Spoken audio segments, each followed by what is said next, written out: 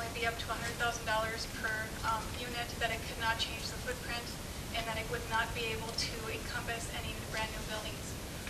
After I had spoke with, he then informed me to call Warren Jorgensen and Bruce Road, who are basically in charge of the grant process for Minnesota.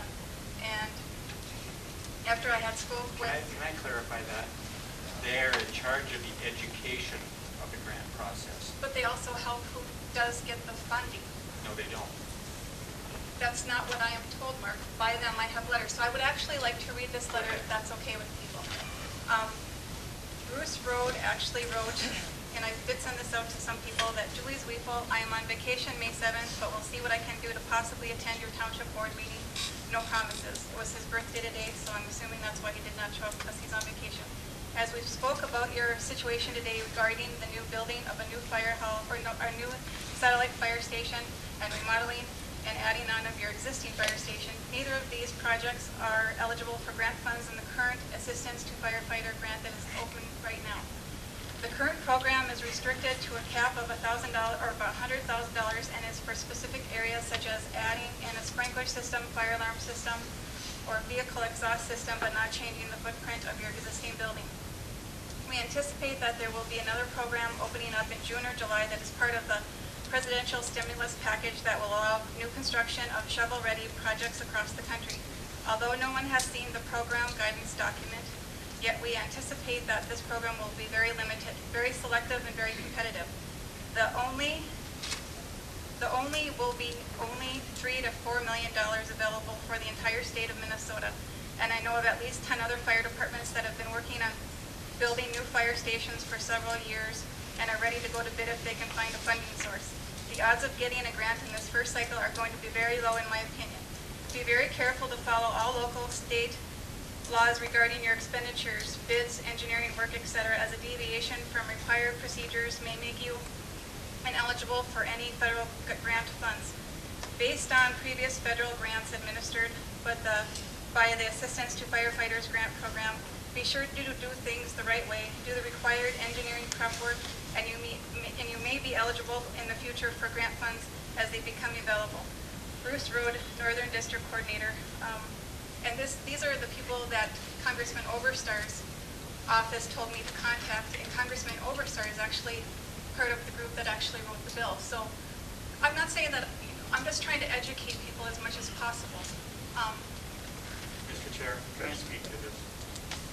Can you keep it civil? Okay, I will do my best. Go ahead, Mark. First of all, both Warren Jorgensen and Bruce Road are my employers. I teach for the state of Minnesota in the fire EMS system. I know them well. I have talked to them repeatedly on these issues.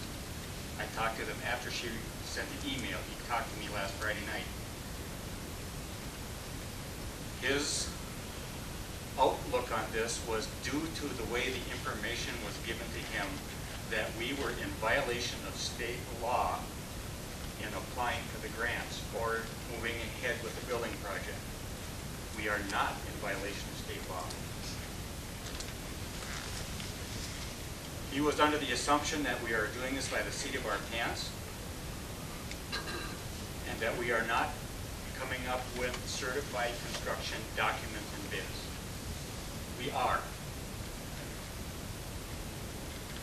It is actually to our advantage to the time that we are doing this now versus the departments that did this 4 or 5 years ago and have those documents sitting on the table. The reason being, this grant application is so specific to the types of building and what is required in the building that documents that are already in place may not even qualify. And to add this, it is my assumption and belief that under this grant we cannot apply for the satellite hall. All right? I'll state that right now. The building committee will have to make final decision on that. But as we read through the requirements of that building, it will, because to be eligible for the grant, number one, you have to have sleeping quarters in the building. Number 2, it has to be sprinkled. Number 3, it's going to be a LEED project. That is an environmental project. You get points for your environmental friendliness on the building, your heating system, all of this stuff. This is a big aspect that we are going to be in place for, that departments that have already got this documentation ready aren't going to be ready for. If you read through this, and I've done it several times, on what they believe is going to be put out into this document, we are matching and meeting every one of those word for word. Second of all on this, a member of our fire department is a consultant to Stanius & Johnson. He works for the State Fire Marshal's office. He is actually over and above most of what Bruce and Warren do through the supervisor position to the State Fire Marshal's office. He is very qualified and very meticulous. We are not wasting anybody's money, and we are doing everything possible to get these grant funds. We know it's competitive, we know it's tight, and we also know we have as good, if not better chance than most of the departments that are going to be applying. I'd like to speak now. When I had talked to both Warren and Bruce, both of them had informed me that they had never spoke to you, but that they had been in contact with Mr. Bergstrand. They also told me that it wasn't sure either because they still don't have the program guidance document, that it would follow the other one that was just out not too long ago, and that we should be documenting all of the structural damage because they said that the fire departments with the most structural damage would actually be the first ones in line. They also both informed me, plus Peter Makowski from Congressman Overseer's office, that Grand Rapids is trying to do a whole training facility, so they might have first dibs. The Virginia City Fire Hall has a lot of structural damage, and that they do have a fire hall set up where people are already sleeping there.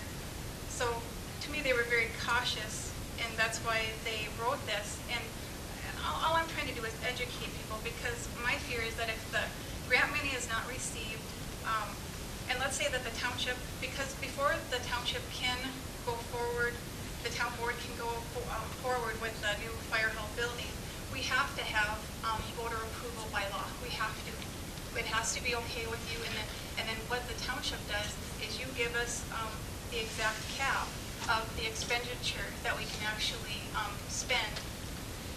So I'm just afraid that if we don't get the grant money, the township doesn't approve. Please just let me just talk for one more second. I have one more point. If the township doesn't approve the building, then we would be out the $88,000 because people in the township might not want to build the exact square footage of the building that's there. And maybe I'm wrong, because I'm assuming that the bid that we just spent the $88,000 or $66,000 and $22,000